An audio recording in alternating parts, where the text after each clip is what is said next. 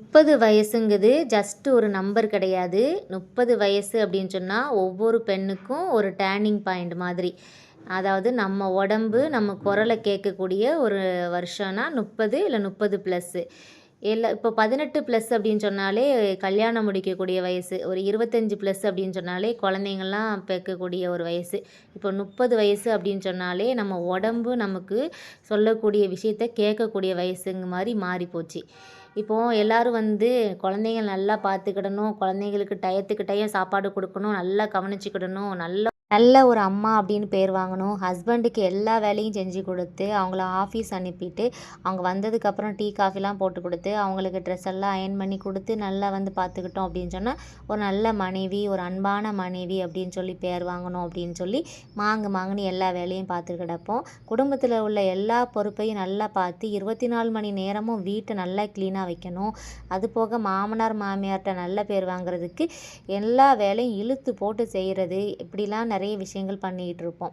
உறவுகளை சுற்றி இருக்கக்கூடிய எல்லாத்தையுமே நல்ல பேர் வாங்கணும் அப்படின்னு சொல்லிட்டு எக்ஸஸாக பல விஷயங்கள் எல்லாத்தையும் நம்ம தலையில் இழுத்து போட்டு செஞ்சு நம்ம தான் எல்லாமே அப்படின்னு சொல்லி நம்ம மாங்குன்னு வேலை செஞ்சு கடைசியில் 30 வயசில் நிற்கும் போது நம்மளை கேட்காமலே நமக்குள்ளே நிறைய மாற்றங்கள் இருக்கும். இந்த 30 வயசு தான் பார்த்தீங்க அப்படின்னு சொன்னால் நம்ம உடம்பு சொல்கிறத கேட்கக்கூடிய ஒரு வயசு. நம்ம உடம்பு அப்பப்போ ஏதாவது சின்ன சின்ன சிக்னலாக கொடுக்கும். நம்ம என்ன பண்ணுவோம், வயசாயிட்டே போகுது, அதனால தான் இந்த மாதிரி சின்ன சின்ன மாற்றங்கள்லாம் வருது அப்படின்னு சொல்லிட்டு அசால்ட்டாக கண்டுக்காமல் விட்டுருவோம். இந்த 30 வயசுக்கு மேலேயே நம்ம உடம்பு நமக்கு என்னென்ன சின்ன சின்ன சிக்னல்லாம் கொடுக்கும் அப்படின்னு பார்த்தீங்கன்னா, சின்ன சின்ன விஷயம், அதாவது நம்ம வேலை பார்க்குறோம் பார்க்கல, ஆனாலும் எப்போ பார்த்தாலும் ஈஸியாக டயர்ட் ஆயிடுவோம். ரொம்ப சோர்வாகவே எப்போ பார்த்தாலும் இருப்போம். நம்ம வேலை பார்த்தாலும் சரி, வேலை பார்க்கலாட்டாலும் சரி, ரொம்ப டயர்டாகவே இருப்போம். இதெல்லாம் நம்ம நினைப்போம், சரி நமக்கு வயசாகிட்டே போகுது போல், அதனால தான் இப்படி இருக்குது அப்படின்னு நினைப்போம். அப்படி கிடையாது. 30 வயசுக்கு மேலேயே ஆட்டோமேட்டிக்காக நம்ம உடம்புலேருந்து சின்ன சின்ன விஷயங்களாக வரும். அதெல்லாம் நம்ம இக்னோர் பண்ணவே கூடாது. வேறு என்னெல்லாம் பார்த்தீங்கன்னா, நம்ம தலையில் இருக்க முடியை விட நம்ம கையில் பார்த்திங்கன்னா அவ்வளோ முடி இருக்கும். தரையில் அதுக்கு மேலே முடி கிடக்கும். அந்த அளவுக்கு முடி கொட்டிட்டு கிடக்கும். அதெல்லாம் நம்ம சரி கொஞ்சம் முடி கொட்டத்தானே செய்யுது அப்படின்னு சொல்லி கண்டுக்காமல் போய்கிட்டு இருக்கோம். அதுபோக தாறுமாறாக வெயிட் ஏறிக்கிட்டே இருக்குங்க. நம்ம அந்த அளவுக்குலாம் ஒன்றும் பெருசாக சாப்பிட்றதெல்லாம் கிடையாது. ஆனால் வெயிட்டை பார்த்திங்கன்னா எக்கச்சக்கம் ஏறிடும். ஏன் தான் ஏறுது, எதுக்கு தான் இப்படி ஏறுதுன்னே சொல்ல முடியாது. அதுக்கப்புறம் சின்னதாக ஒரு துணி காய போட்டு வரலாம் அப்படின்னு சொல்லிட்டு மச்சிக்கு 2 வாட்டி ஏறி இறங்கிட்டோன்னு சொன்னாலே இந்த முட்டியெல்லாம் நல்லா வலிக்க ஆரம்பிச்சு, ஜாயின்ட்லாம் பெயின் எடுக்க ஆரம்பிச்சிருது. சரி பிள்ளைகள்லாம் வெளியில் போயிட்டாங்க, விளையாட போயிட்டாங்க, அப்புறம் ஹஸ்பண்டை ஆஃபீஸுக்கு அனுப்பியாச்சு, பிள்ளைங்களை ஸ்கூலுக்கு அனுப்பியாச்சு அப்படின்னு சொல்லிட்டு சரி கொஞ்சமாக நம்ம தூங்கி ரெஸ்ட் எடுக்கலான்னு பார்த்தா உறக்கமே வராது. ஏன் தான் உறக்க வர மாட்டேக்கு அப்படின்னு சொல்லி யோசித்தாலும் அவ்வளோ வேலை பார்த்துருக்கோம், நல்லா டயர்டாக இருக்கும், ஆனால் தூக்கம் போனால் தூக்கம் வர மாட்டேங்குது. அந்த மாதிரிலாம் சில சிம்டம்ஸ்லாம் காட்டும். நம்ம நினச்சிக்கிட்டது சரி ஓகே, ஏதோ ஒரு அந்த வயசாகி போச்சு நமக்கு என்னத்தை சொல்ல அப்படின்னு சொல்லிட்டு நம்ம கண்டுக்காம விட்டுருதோம். திடீர்னு பார்த்தீங்கன்னா சின்ன சின்ன விஷயத்துக்குலாம் நிறைய கோவப்படுது. பிள்ளைகளுக்குள்ளே சின்ன சின்ன சண்டை போடுங்க, அதை சமாதானப்படுத்த போகிற நம்ம பெருசாக கத்தி ஆர்ப்பாட்டம் பண்ணி பயங்கரமாக கோவப்படுது. பார்த்தா சின்ன விஷயமா தான் இருக்கும். அதுக்கு ஓவராக நம்ம இது பண்ணுறது, டென்ஷன் ஆகிறது. அது போக இல்லாமல் எல்லாரும் இருக்கிறாங்க நம்மளை சுற்றி. வீட்டில் ஹஸ்பண்ட் இருக்காங்க, பிள்ளைகள் இருக்குது, சுற்றி சொந்தக்காரங்க இருக்கிறாங்க, அண்ணன் தம்பி அக்கா தங்கச்சி, அம்மா அப்பா மாமனார் மாமியார் எல்லோரும் இருக்காங்க. ஆனாலும் யாருமே இல்லாத மாதிரி ஒரு மாதிரி லோன்லியாக ஃபீல் ஆகும். அது போக மட்டும் இல்லாமல் யார் என்னது சின்னதாக சொன்னால் கூட அழுகலையாக வர ஆரம்பிச்சிடும். இதெல்லாம் பார்த்தி அப்படின்னு சொன்னால் நம்ம நினச்சிக்கிட்டோம், சரி ஏதோ நம்மளே கொஞ்சம் வீக் ஆகிட்டு இருக்கோம், நம்ம தான் ஸ்ட்ராங் லேடியை, திடீர்னு நம்ம கொஞ்சம் டவுன் ஆகிட்டோம் போலுக்கு அப்படின்னு நினச்சிக்கிடுவோம். நீங்கள் டவுன்லாம் ஒன்றும் ஆகலை, பலவீனமே கிடையாதுங்க. இதெல்லாம் உங்கள் உடம்பு கொடுக்குற சிம்டம்ஸ், அதாவது ஹார்மோன் சேஞ்சஸ். இதெல்லாம் நம்ம தட்டி கழிச்சிக்கிட்டே போனோம்னு வச்சுக்கிடுங்களேன், கண்டிப்பாக பெரிய பெரிய ப்ராப்ளத்தில் கொண்டு விட்டுரும். இது போதாது அப்படின்னுட்டு 30 வயசுக்கு மேலே பார்த்தீங்கன்னா இந்த பீரியட்ஸில் நிறைய மாற்றங்கள் வரும். இந்த பெண்களே சில பேர் ஓப்பனாக பேச தயங்குற இடம் என்னென்னு பார்த்தீங்கன்னா, இந்த பீரியட்ஸ் பிரச்சனையை யாருமே ஓப்பனாக பேசுகிறது கிடையாது. என்னென்னு பார்த்தீங்கன்னா, பீரியட்ஸ் நார்மலான ஒரு விஷயந்தான். அது ஒரு ஜென்ரலான ஒரு விஷயம். அதை வெளிப்படையாக என்னென்ன பிரச்சனை இருக்குதுன்னு பேச பழகணும். அதை விட 30 வயசுக்கு மேலே பார்த்தீங்க அப்படின்னு சொன்னால் இந்த டேட்டெலாம் இருக்குல்ல, அதெல்லாம் இர்ரெகுலராக மாறும். அந்த சைக்கிள் 40 நாள் 50 நாள் மாறிக்கிட்டே இருக்கும். அது போக பார்த்தீங்கன்னா இந்த அதிகமான பெயின்லாம் வர ஆரம்பிக்கும். ஆரம்பத்துலலாம் அப்படி இருக்காது. அப்புறம் திடீர்னு பார்த்தீங்கன்னு சொன்னால் ரொம்ப பெயினாக இருக்க ஆரம்பிக்கும். அதுக்கப்புறம் நிறைய ஹெவி ப்ளீடிங் ஆகும். நம்ம நினச்சிக்கிடுவோம் நிறைய ப்ளீடிங் போச்சு அப்படின்னு சொன்னால் நம்ம உடம்புல இருக்க கெட்டதெல்லாம் கழியுது அப்படின்னு சொல்லிட்டு இருப்போம். அப்படிலாம் கிடையாது. நம்ம உடம்புல ஏதோ மாற்றம் ஆகி போச்சு, அதனால தான் இவ்வளோ ப்ளீடிங் நிற்காமல் போய்கிட்டே இருக்குது, மடை திறந்த வெள்ளை மாதிரி. அதை ஸ்டாப் பண்ணதுக்கு ஆஸ்பத்திரிக்கு போகணுன்னு பார்த்தா அங்கே அப்படி இப்படின்னு சொல்லி எக்கச்சக்க பில்லை போட்டு தீட்டிடும் அப்படின்னு சொல்லிட்டு ஆஸ்பத்திரி பக்கமே போகாமல் இருக்குது. இந்த இர்ரெகுலர் பீரியடு, அதுக்கப்புறம் இந்த சைக்கிள் சேஞ்ச் ஆகுறது, இதெல்லாம் நம்ம நினச்சிட்டு இருக்கோம் சாதாரண விஷயம் தான் அப்படின்னு சொல்லிட்டு நிறைய பேர் வந்து அலட்சியமாக கண்டுக்காம விட்டுரும். சரி இந்த மாதம் வரலண்ணே அடுத்த மாதம் வந்துடும், 5 நாள் முன்ன போனாண்ணே 10 நாள் பின்ன வந்தானே அப்படின்னு சொல்லிட்டு கண்டுக்காம விட்டுருவாங்க. இதெல்லாம் பார்த்தீங்கன்னா நமக்கு வந்து பெரிய பெரிய நோய்க்கான சிம்டம்ஸாக தான் இருக்கும் பார்த்துக்கிடுங்க. நம்ம உடம்புல பெரிய பெரிய விஷயங்கள்லாம் நடக்கும்போது நம்ம அசால்ட்டாக வந்து அதெல்லாம் சின்னதானே அப்படின்னு சொல்லி தட்டி கழிச்சிட்டு போயிட்டே இருக்கோம். நம்ம ஒவ்வொரு விஷயத்துக்கும் அலட்சியமாக இருக்கத்தான் நம்ம பாடியில் வந்து நிறைய மாற்றம் ஏற்படுது. இதனால் வந்து பார்த்திங்க அப்படின்னு சொன்னால் நமக்கே தெரியாமல் டிப்ரெஷனில் போயிடுவோங்க. எதுக்கு தான் எனக்கு கோவம் வருதுன்னே தெரியல. சின்ன சின்ன விஷயத்துக்கு பார்த்திங்கன்னா எனக்கு அழுகையாக வருது. ஏதாவது ஒன்று செய்யணும்னு சொன்னால் எனக்கு ரொம்ப சோம்பேறித்தனமாக இருக்குது. எந்த வேலையும் செய்ய எனக்கு விருப்பமே இல்லை. அப்புறம் பார்த்திங்கன்னா வேலை செய்வோம் செய்வோம் அப்படின்னு சொல்லிட்டு இப்போ செய்கிறோம் அப்புறம் செய்யலாம் அப்படின்னு சொல்லிட்டு நேரத்தை கடத்திக்கிட்டு அந்த வேலையை வந்து ஒரு நாள் முழுக்கும் செய்யற அளவுக்கு இழுத்துட்டு போவோம். இல்லை எனக்கு மென்டல் ட்ராமாவாக இருக்குது, எனக்கு ரொம்ப டிப்ரெஷனாக இருக்குது அப்படின்னு சொல்லி நமக்கு வந்து தெரியாமலே இருப்போம். சரி ஏதோ ஒன்று நமக்கு பிரச்சனை ஏதோ ஒன்று அப்படின்னு சொல்லி நம்ம என்னன்னே கணிக்க முடியாது. ஏன்னு கேட்டிங்கன்னா நமக்கு நிறைய ஹார்மோன் உள்ள சேஞ்ச் ஆகிட்டு இருக்குது, நமக்கு நிறைய விஷயங்கள் மாற்றம் ஆகிட்டு இருக்குது அப்படின்னு சொல்லி உடம்பு சின்ன சின்னதாக சிக்னல் கொடுத்துட்டே இருக்கும்போதே நம்ம கவனிக்காமல் விட்டுருது. சின்ன சின்ன விஷயம் தானே அப்படின்னு சொல்லி அலட்சியம் விட போய் தான் இவ்வளோ பெரிய பிரச்சனையில் வந்து நிற்கும். இது கூட பத்தாது அப்படின்னு சொல்லிட்டு நம்ம வருஷம் வந்து பார்த்தி அப்படின்னு சொன்னால் செக் பண்ண வேண்டிய முக்கியமான விஷயம் என்னென்னு பார்த்தீங்கன்னா பெண்களுக்கு வந்து சுகரு, பிபி, தைராய்டு, இது அதோட பிசிஓடி புது புது பிரச்சனைகள் வந்து எல்லாருக்குமே வந்துக்கிட்டே இருக்குங்க. நம்ம எப்போதுமே நம்ம பாடியை வந்து செக் பண்ணணும் அப்படின்னு பார்த்தா வருஷத்துக்கு ஒரு வாட்டியாவது நார்மலாக பிசிஓடி, தைராய்டு, பிபி இதெல்லாம் செக் பண்ணியே ஆகணும். இதெல்லாம் 30 வயசுக்கு மேலே ஆட்டோமேட்டிக்காக அலையாக விருந்தாலே நமக்குள்ளே வந்து தங்கிரும் பார்த்துக்கிடுங்க. அதனால் வந்து கண்டிப்பாக நம்மளோட லைஃப் ஸ்டைலை முக்கியமாக சேஞ்ச் பண்ணியே ஆகணும். இது போதா குறைக்கு நமக்கு முட்டி வலி, குறுக்கு வலி, இடுப்பு வலின்னு சொல்லி எக்கச்சக்க வலி வர ஆரம்பிச்சது. எல்லாரும் பொதுவாக 45, 50 வயசில் தான் கை கால் வலிக்குது, இடுப்பு வலிக்குதுன்னு சொல்லிட்டு இருப்பாங்க. ஆனால் இப்போ உள்ள காலத்தில் 30 ஆயிட்டுனாலே எல்லா வலியும் ஆட்டோமேட்டிக்காக வர ஆரம்பிச்சதுங்க. இதுக்கு நம்ம கரெக்டான சாப்பாடு எதுவும் சாப்பிடாமல் நம்மளே கேர் பண்ணாமல் விட்டது தான் முக்கியமான காரணம். என்னெல்லாம் விட்டுருக்கோம் அப்படின்னு சொல்லி நான் சொல்கிறேன். அதுக்கு முன்னாடி ஒரு கொஸ்டின் நான் உங்கள்கிட்ட கேட்டுக்கிட்டேன். நாமெல்லாம் பார்த்தீங்கன்னா கல்யாணத்துக்கு முன்னாடி 45 கிலோ தாங்க இருந்தேன். கல்யாணம் ஆனதுக்கப்புறம் பார்த்தீங்க அப்படின்னு சொன்னால் ஆட்டோமேட்டிக்காக ஒரு குழந்தை பிறந்ததுக்கப்புறம் வெயிட் வந்து டக்குன்னு 56க்கு வந்து நின்றுச்சு. சரி 56 தானே ஆயிருக்கும், நமக்கு ஹைட்டுக்கு ஏற்ற வெயிட்டாக தான் இருக்கும் அப்படின்னு சொல்லி சமாளித்து போய்கிட்டு இருக்கும்போதே அடுத்து ஒரு 2 வருஷத்தில் மறுபடியும் ஒரு பிள்ளை பிறந்ததுக்கப்புறம் பார்த்தீங்கன்னா டக்குன்னு 63 கிலோ ஆனவங்க. சரி 63 கிலோ இருந்தாலும் எக்ஸ்ட்ரா ஒரு 4-5 கிலோ தான் வெயிட் இருக்குது, சமாளித்து கொண்டு வந்துடலாம் அப்படின்னு சொல்லிட்டு அப்படியே ஓடிக்கிட்டு இருந்துச்சு நாட்கள். இப்போ வந்து பார்த்தீங்கன்னா டபார்னு 71 கிலோவில் வந்து நின்றுட்டு இருக்கேங்க.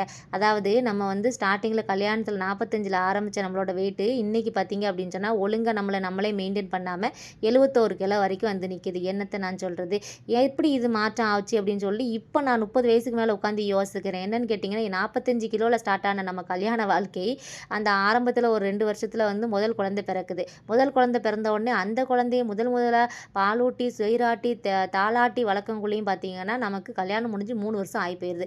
3 வருஷத்துக்கு அப்புறம் பார்த்தீங்கன்னா குழந்தைக்கு 2 வயசு ஆனதுக்கப்புறம் அடுத்து ஒரு குழந்தை பிறக்குது. அந்த குழந்தைய வந்து வளர்க்க ப்ராசஸில் ஈடுபட வேண்டியிருக்கு. அதில் ப்ளஸ் அடிஷ்னலாக பார்த்தீங்கன்னா ஃபஸ்ட்டு குழந்தைய வந்து நம்ம வந்து ஸ்கூலுக்கு அனுப்ப வேண்டி இருக்குது. ஸ்கூலுக்கு அனுப்பி விட்டுட்டு அடுத்த கையோடையே 2வது குழந்தைய பெற்று வளர்க்க வேண்டிய ப்ராசஸ் இருக்குது. அந்த குழந்தைய 3 வயசு வரைக்கும் வளர்க்கங்குள்ளேயும் பார்த்தீங்கன்னா நம்ம கல்யாண வாழ்க்கையில் 5 வருஷத்தை சக்ஸஸ்ஃபுல்லாக கடந்திருப்போம். பார்த்தீங்கன்னா நம்ம கவனிக்காமல் குழந்தைங்களுக்காகவும் குடும்பத்துக்காகவும் வாழ்ந்து நிறைய தியாகங்களை பண்ணியிருக்கிறோம். இதை எங்கே உணர்றதுன்னு பார்த்தீங்கன்னா இப்போ 30 வருஷத்தில் எல்லா பிரச்சனையும் வந்ததுக்கப்புறம் தான் உணர வேண்டி இருக்குது. யாரெல்லாம் இந்த மாதிரி கல்யாணம் முடிஞ்ச ஸ்டேஜில் இருந்தாலும் சரி, 30 வயசில் இருந்தாலும் சரி, 2 குழந்தைய பெற்று வளர்த்துட்டு இருந்தாலும் சரி, எல்லா வேலைக்கு இடையிலையும் உங்களுக்கான ஒரு சில விஷயங்கள் நீங்கள் பண்ண வேண்டி இருக்குது. அதை நான் கண்டிப்பாக வீடியோவில் சொல்கிறேன். நீங்கள் வீடியோ ஃபுல்லாக வாட்ச் பண்ணி பார்த்துட்டு சில விஷயங்கள்லாம் நீங்கள் சேஞ்ச் பண்ண வேண்டியிருக்கு. வாங்க நம்ம பேக் டு நம்ம கதைக்கு போகலாம். 2 குழந்தைய வளர்த்து முடிக்கக்குள்ளேயே 5 வருஷம் ஆகிப்போச்சா. அதுக்கப்புறம் பார்த்தீங்க அப்படின்னு சொன்னால் சரி கொஞ்சம் நம்மளும் வீடு பார்க்கணும், வீட்டுக்கு கொஞ்சம் விஷயங்கள்லாம் செய்ய வேண்டி இருக்குது. வீட்டுக்கு சோஃபா செட்டு வாங்கணும், வீட்டுக்கு கார் வாங்கணும், டிவி வாங்கணும், ஃப்ரிட்ஜ் வாங்கணும், வாஷிங் மிஷின் வாங்கணும், வீட்டை நல்லா வைக்கணும், எக்ஸ்ட்ரா வீடு கட்டணும், இடம் எடுக்கணும், நகை எடுக்கணும் அப்படின்னு சொல்லிட்டு பல குடும்ப பொறுப்புகளை தலையில் போட்டுக்கிட்டு பார்த்தீங்கன்னு சொன்னால் கடைசியில் நம்ம பார்க்குறதே இல்லைங்க. உடம்புல 1008 சிம்டம்ஸ் வந்து வந்துட்டு போவோம், சின்ன சின்ன சிக்னலாக. அப்போல்லாம் கண்டுக்காமல் விட்டுட்டு 30 வயசுக்கு மேலே பார்த்தீங்கன்னா வராத விருந்தாளியாக பல விஷயங்கள் வந்துட்டு பார்த்துக்கிடுங்க. இப்போ நான் இப்போ உங்கள்கிட்ட பேசிகிட்டு இருக்கேன்ல, எனக்கே பார்த்தீங்கன்னா ஹைப்பர் தைராய்டு இருக்குங்க. நான் ரெகுலராக டேப்லெட் போடலன்னு வச்சுக்கிடுங்களேன், ரொம்ப டேஞ்சரஸ் அப்படின்னு சொல்லி டாக்டரே சொல்லிட்டாங்க. ஓவராக வந்து நம்ம வெயிட் இருக்குது, அதனால் வெயிட்டை வர குறைக்கணும் அப்படின்னு சொல்லிட்டாங்க. என்னங்க செய்கிறது, அதிகமாக சாப்பிட்றதும் கிடையாது, கரெக்டான டயத்துக்கும் சாப்பிட்றது கிடையாது அப்படின்னு சொல்லி நம்மளே பெருமையாக நம்ம சொல்லிக்கிட்டாலும் அதுதாங்க முக்கியமான தப்பு.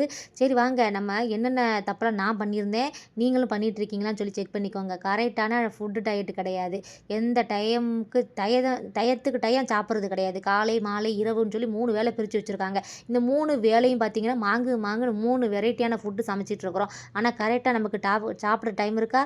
கிடையாது. அடுத்து நம்மளே கேர் பண்ணிக்கிடுவோமான்னு கேட்டால் கண்டிப்பாக கிடையாதுங்க. இந்த அயன் ரிச் ஃபுட்டு, அந்த மாதிரி புரோட்டீன் ஃபுட்டு, வாரத்துக்கு 2 நாள் கீரை எடுத்து சாப்பிட்ணும் அப்படிங்கிறதெல்லாம் கிடையாது. நமக்குன்னு வந்துட்டா மட்டும் நம்ம எதுவுமே செய்கிறது கிடையாது பார்த்துக்கோங்க. பிள்ளைகளுக்கு வந்து நல்ல பழங்கள் கொடுக்கணும், கீரை கொடுக்கணும், புரோட்டீனுக்காக முட்டை கொடுக்கணும், அயர்ன் கண்டென்ட்டுக்காக டேட்ஸ் கொடுக்கணும் அப்படின்னு சொல்லி பார்த்து எல்லா பொருளும் நம்ம வாங்கத்தான் செய்தோம். நம்ம மளிகை லிஸ்ட்டில் அந்த பொருள் இல்லாத நாளே கிடையாது. ஆனால் அதை நம்ம சாப்பிடுவோமான்னு கேட்டால் சிக்கனை படுத்தங்க பேரில் பிள்ளைகளுக்கு மட்டும் கொடுக்கணும்னு சொல்லிட்டு நம்ம அதை வேடிக்கை மட்டும்தான் பார்ப்போமே தவிர்த்து நம்ம ஒரு டிஸ்ட்ரிபியூட்டராக மட்டும்தான் செயல்படுவோம். அதை கன்சியூம் பண்ணுற ஆளாக இருக்கிறதே கிடையாது. இது பத்தாத குறைக்கு பள்ளிக்கூடத்துக்கு போகிற பிள்ளைகளுக்கு தண்ணிக்கு 1க்கு 2 கேன் வச்சு கொடுத்து தண்ணியை குடிச்சிட்டு தான் வீட்டுக்கு வரணும் அப்படின்னு சொல்லுவோம். ஆனால் நம்ம வந்து வீட்டில் இருந்துக்கிட்டே தண்ணி குடிக்கிறது கிடையாது. பாடி எந்நேரமும் டீஹைட்ரேஷன் மோட்லேயே இருக்கும். அதனாலேயே பல பிரச்சனை வந்தது பார்த்துக்கிடுங்க.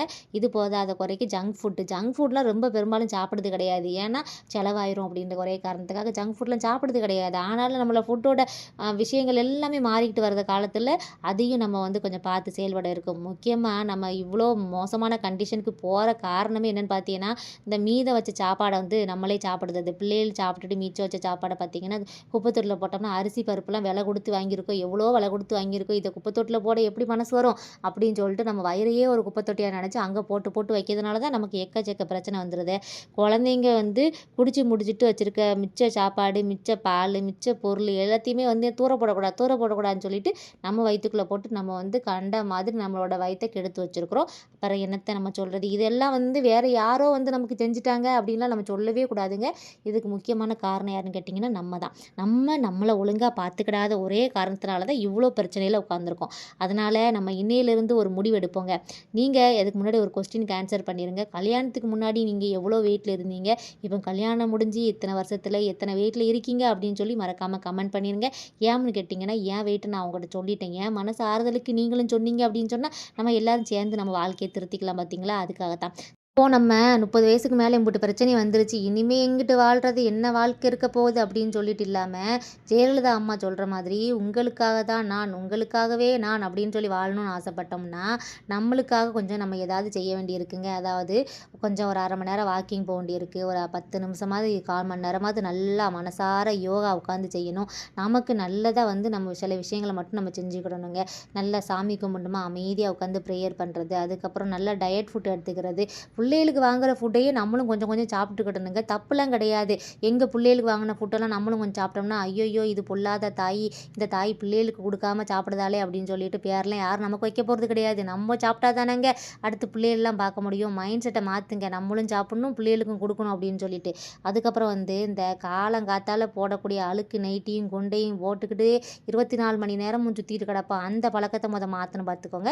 அதுக்காகவே நம்ம நல்லா செல்ஃப் லவ் பண்ண ஆரம்பிக்கணும். நிறைய வந்து நல்ல ட்ரெஸ் எல்லாம் போட ஆரம்பிக்கணுங்க. உள்ள பீரோடில் பூட்டி வச்சு என்ன கடந்து கொண்டு போகிறோம் சொல்லுங்கள். இன்றைக்கி வாழ்க்கை நிரந்தரம், நாளைக்கு வாழ்க்கை நிரந்தரமே கிடையாது.